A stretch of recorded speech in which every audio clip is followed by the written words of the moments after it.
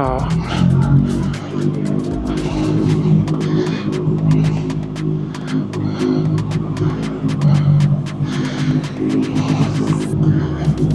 good afternoon mga tito. So, we are heading back home. Well, actually, dadaan muna kami ng Kawasaki, Quezon Ave.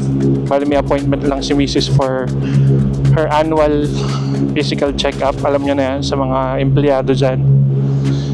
At maaga rin naman natapos. So, daan tayo saglit sa Kawasaki to check yung mga latest prices ng big bikes nila. And malay mo, maybe for an upgrade.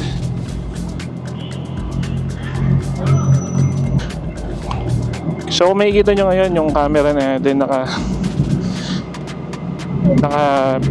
baliktad siya, kasi hindi ko alam na yung palang hunk chin mount, naka-hunk na tayo na chin mount kasi mas centered yan. Sabi nila mas centered yung capture pagka naka-chin mount ng hunk.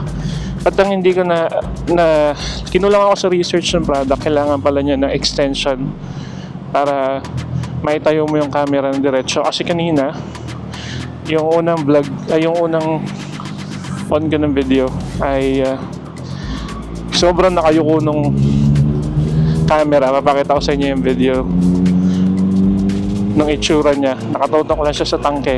Pati yung itsura nung camera is talagang nakatutok lang sa tangke. And then inisip ko kung bibili pa ako ng extension or kung meron ako sa bahay. Then na-realize ko pwede nga pala ibaliktad yung camera kasi i-fix niya naman yung orientation especially kay DJI Action 4. I-fix niya yung orientation sa horizon mo. So no need mag-alala, nabaliktad yung video mo. And ito yung itsura niya. Ganyan magiging itsura niya pagka balikan ito yung magiging itsura niya. Ayan, nakikita niya. Ayan, nakababa. Medyo hindi lang ako sanay ng ganito. Pero ito yung pinaka-ideal para hindi ka na mamili na extension. Plus, I think diretso pa rin yata yung pagka-capture na ito. Tingnan natin. First time kong gagamit ng hunk chin mount. Fortunately, nagmamadali kami kanina. Kaya hindi ko na rin siya na-test. Nagulat na lang ako ganun pala yung posisyon niya. Kaya kailanganin mo pa rin pala na extension. But nakahanap naman ng parahan. So, okay na tayo dyan. So, samahan nyo kami. Punta tayo saglit ng Kawasaki bago mo At didiscuss ko rin bakit DJI Action 4 ang napili natin. Ano yung mga kinonsider ko before buying this camera. Kasi maraming option like GoPro 12. You also have Ace Pro. Na Ace Pro is kilala sa pagiging ganda yung kuha niya sa nighttime. Sa bus lane. Huwag nyo nang tangkayin tumapak dyan. Pag nahuli kayo, 5,000. Mahirap kitain yung 5,000. Tapos ibibigay lang natin for penalty dahil lang nagmadali tayo nila segundo. So, huwag na lang. Sayang ang 5,000. Yun lang pala ang magiging cons na itong pag nandito sa ilalim yung camera. Tumatama yun ako. Balikat. Yung sa braso. Ay, dito sa may balikat ba? Balikat tama ba? Kumakana ng tingin. Okay, makakalaw. Tumatama siya. Pero sanayan lang siguro to. Ayan nagbabump siya. Okay na rin.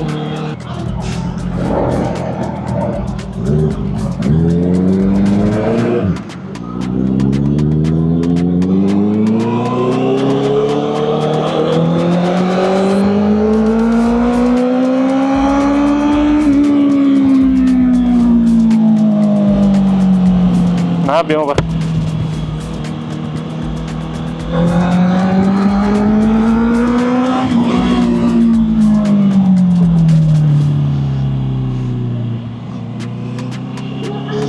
Grabe naman kaklingi. Pati sa motor.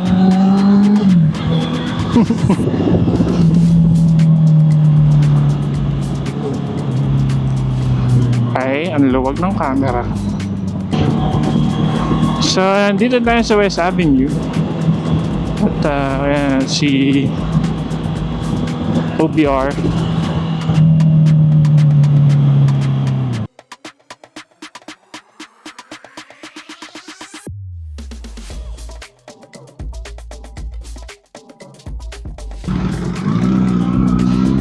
Tingnan natin kung makakita tayo ng Z900 SE. Gusto ko lang siya makita in person, lalo yung 2023 or 2024 na model.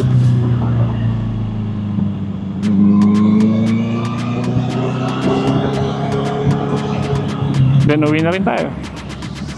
Pag-usapan natin bakit DJI Action 4 ang napili natin.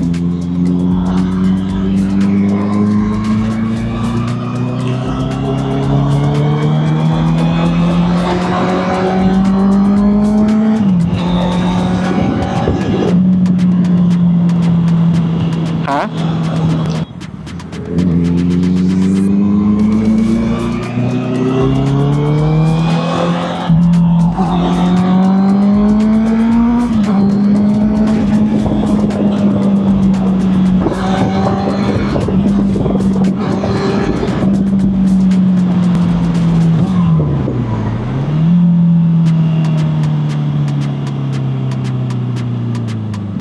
So, mga tito, pag gusto bumisita sa Kawasaki Quezon Hub, no?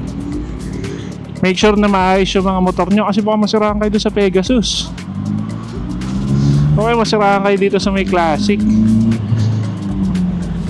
Marami nasisiraan dyan.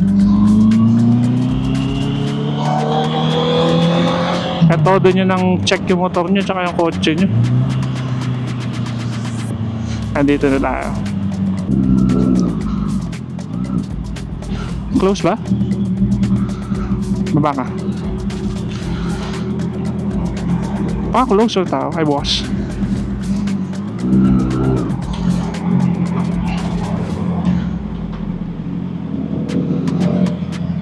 Open? So, ito, Kawasaki Big Bike. Sir, may ano kayo? Z900 na SE. Titignan ko pa lang. Standard. Yung SE meron kayo. Nagka-canvas pa lang. Gusto ko lang sa... Pero ito lang naman, ganyan din yung laki nun, di ba? Pares lang naman. Pero pagkari yung pag-cash price niya, 618. Then additional cooler.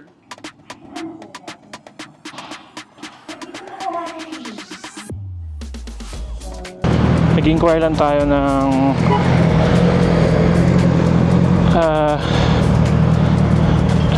posibleng upgrade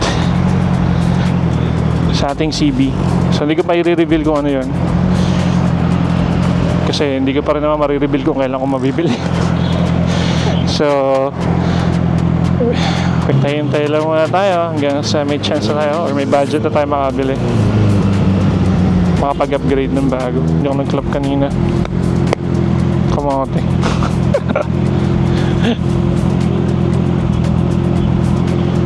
Hindi ako lang, hindi ko.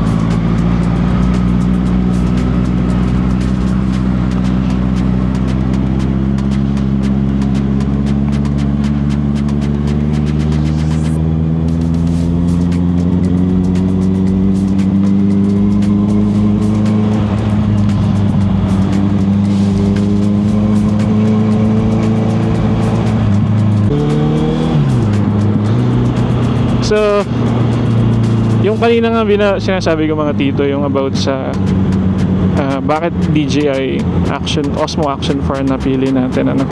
At napapansin niya, sumusunod tayo sa pila para medyo matagal yung biyahe. Para makapag-discuss tayo. So, kasi unang-una,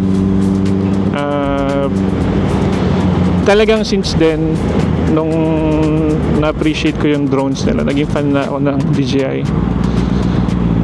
Though nagtitingin ako ng review na ibang action cam like GoPro or yun nga yung Insta Ace Pro, and then sa yun yung mga option natin, ano. Napagtanto ko kasi na parang talagang yung DJI brand yung isa sa mga gusto ko. And then I did more research, no? Sa quality ng stabilization ng output ng video, and well, sa low light hindi siya pinakamaganda sa low light. Ace Pro pa din ang the best sa low light. Stabilization, they are almost the same with GoPro 12, Hero 12. Nauna lang talaga sa league ang GoPro kasi ngayon yan, nasa 12 series na sila. Then Action is just in his 4th series pa lang. So bago-bago lang si DJI Action 4 sa game ng action cam. Pero since fan nga tayo ng DJI, binigyan natin ng chance si DJI when it comes to action cam niya. Ang mga reasons na tinignan ko ay unang-una, parehas sila halos ni GoPro. Meron siyang ultra wide, which is sobrang appreciated natin sa mga nagmo-motovlog. Stabilization will be as good as GoPro 12, Hero 12. Na-advertise naman nila yun. Isa pa is yung kanyang, eto take note nyo, yung DJI Osmo Action 4 is capable of being a waterproof for up to 18 meters na tubig. So kung magsiswimming ka sa pool or sa dagat at mababaw lang naman yung mga kukuhanan mo, then you can directly submerge yung camera. Pwede mo siya ilubog. Nakalagay sa specification niya yun. Nasa marketing din nila yun sa mga ads nila na pwede, at marami na nag-test na pwede. Then after that, patuyuin mo lang. Then if you want to go deeper than 18 meters, then yun yung time na bibili ka na ng tinatawag na diving case. Kasi pang mga divers na, syempre 20 meters below, malalim na yun. And iba na ang pressure doon. At merong sensor si Action 4 na made for divers. May sensor siya ng color depth, especially sa ilalim ng tubig. Tatansya niya yung kulay ng tubig, or kulay mismo ng video pag nasa ilalim ka ng tubig. That being said, means na si Action 4 ay waterproof kahit umuulan. Kaya pinush ko yung setup ng Action 4 plus DJI Mic 2 kasi this will give me a capability na magkaroon ng, this gives me leverage or advantage sa mag-waterproof, full waterproof na camera. Umulan umaraw, tuloy-tuloy yung vlogging mo. Hindi ka matatakot na mababasa yung mga media mode or mga cables mo kasi naka-wireless mic ka. So, paunahin natin sila, sir. Kasi ako sinasadya akong tagalan. Sinasadya po natin bagalan, no? Hindi tayo nagmamadali. Para mahaba ang discussions natin. So, gapangin lang natin ito yung legs. Okay lang yan. Hindi ako nagmamadali umuwi. Napunta agad ako sa 2 major points ko, no? Pero yung second major point kasi doon is yung being waterproof. So, solid na yun. At yung ibang vloggers, tinatago talaga nila yung camera nila pag naulan. Tayo hindi na natin kailangan gawin yun kasi meron na nga tayong wireless mic. Sarado na yung mga ports ng action cam natin, and yun na, tuloy-tuloy lang tayo. At hindi pa maaabala ng ulan yung mic cables natin kasi wala na tayo noon. Next thing is the Action 4. Hindi ko lang alam sa ibang brand like sa GoPro. Alam ko sa Ace Pro meron siyang D-Log na tinatawag for color grading.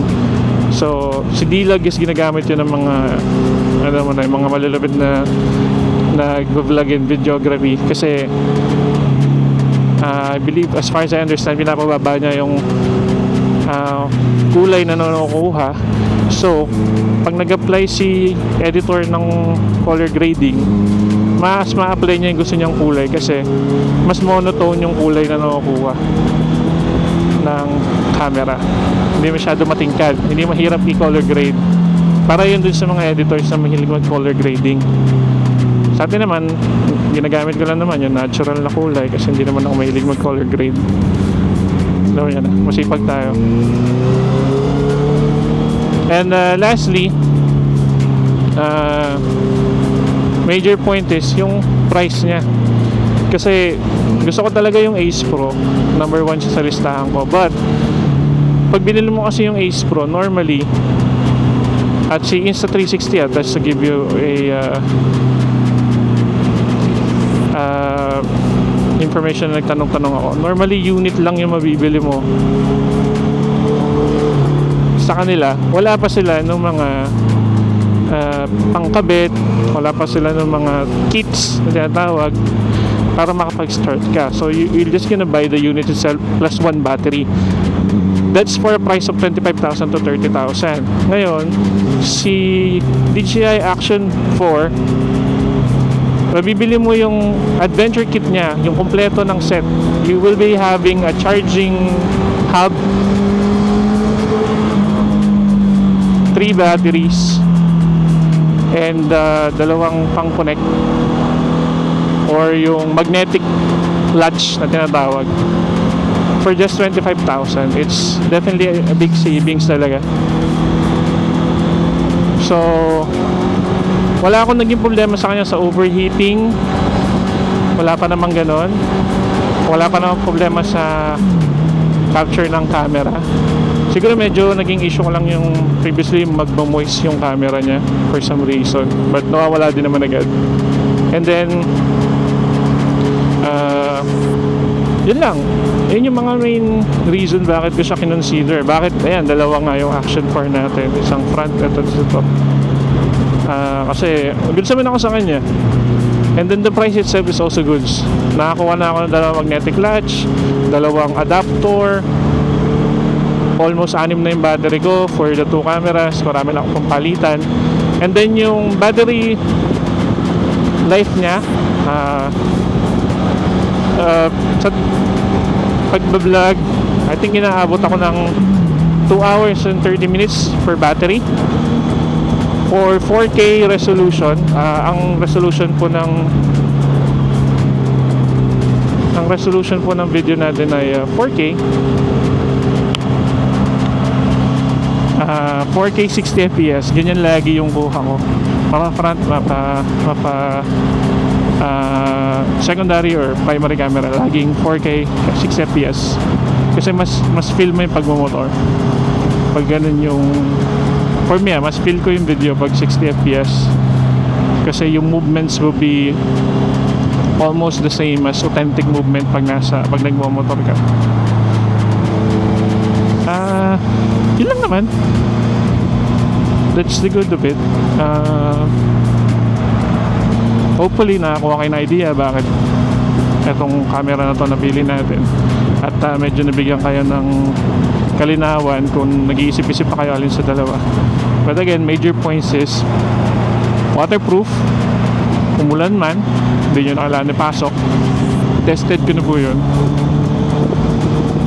And then again, it's the price, 25,000 for a kit. It's an adventure kit. It's 3 batteries and everything that you need. Selfie stick, meron na rin. Bili na lang kayo ng stand. And also, let me add up na with the new DJI Mic 2, ayan, ginagamit natin ngayon, compatible po siya through Bluetooth, wireless. At sa ibang action cam, hindi pa ako nakita ng ganun. Si DJI pa lang po. So this is not a sponsored, it's just napakita ko lang yung mga advantage ng having the DJI. So hopefully nakatulong. At ayan, pwede na tayong medyo bumilis ng uwi kasi umahambon ng buwan na. Samahan nyo na lang ako hanggang makauwi.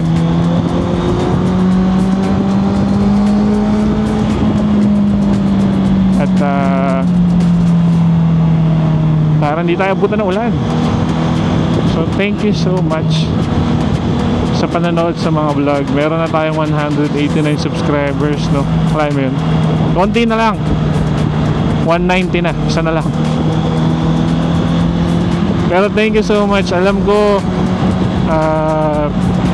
mahirap kumuha ng subscribers sa YouTube dahil lahat naman nakakapanood kahit walang account. And sobrang special pag nag-subscribe sa'yo kasi ibig sabihin nagustuhan nila yung video mo, same kayo ng vibe. Ako naman, nag-upload lang ako ng mga lakad-lakad natin, no? Hindi naman ako travel vlogger, hindi naman ako bakbak na motorcycle or motor vlogging. Sinasama ko lang ngayon sa mga lakad namin, lakad ko na nakamotor. And hoping na may makakagusto rin ng ganong klaseng vibe, no? Na mahilig magmotor pero hindi gusto yung sobrang layo. May mga ganyan. Meron at meron din naman talaga makakagusto ng ganitong klaseng motovlog. Hindi nga lang ganun kadami, syempre. Pero at least meron tayo mga kapanalig na parehas ng trip sa buhay. Maman chill-chill lang ng motorcycling. Hindi masyado mahilig lumayo. Hindi rin masyado mahilig si group ride. Tamang gamit lang ng motor pag kailangan, lalo pag NLEX or expressway. So ito rin pala yung perks ng having a big bike, guys. Hindi lang naman syempre yung experience sa expressway, but yung pag ganitong may mga errands kami ni Mrs. na kailangan na medyo, kapag kanina medyo mabilisan yung kailangan yung pagpunta ng SM or ng clinic para sa kanyang APE kasi may appointment. Nagmotor na lang kami rather than magkotse kasi matatraffic talaga kami. And ito yung perks, makapag back and forth kami sa expressway ng medyo may kabilisan kasi nakamotor. So ito rin yung magiging dahilan nyo sa mga misis nyo para mabili ng big bike. Gamitin yung dahilan na pag may gusto siyang bilhin sa Manila and dadang kayo na expressway, pwede nyo siyang i-reason out, no? Mabilis ka niya, mabilis kaysa magkotse na sobrang traffic. So ayan, so dito na kami sa arena. Same old pauwi na rin sa wakas. At again, thank you sa mga bagong subscribers. Sana dumami pa tayo. At tutulungan ko pa kayo mag-decide kung anong mga motovlogging setup gamitin nyo para sa starting. Kagaya ko, starting lang din naman ako. So nagkataon lang na may capability tayo mamili agad ng dalawang camera. But starting lang din ako. I'm doing this for a hobby. I'm not asking, or hindi naman ako nag-expect ng something in return ni YouTube kasi meron mga qualifications yun and malayo pa ako sa qualification. I'm just doing this for a hobby. Dagdag lang sa sa pampalipas oras natin and hoping that someone will like it.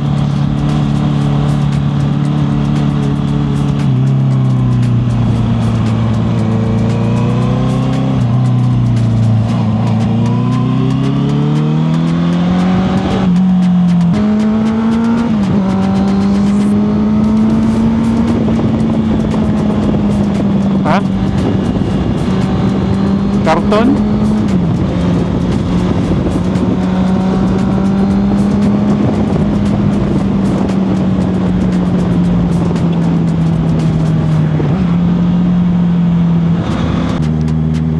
Santa Clara.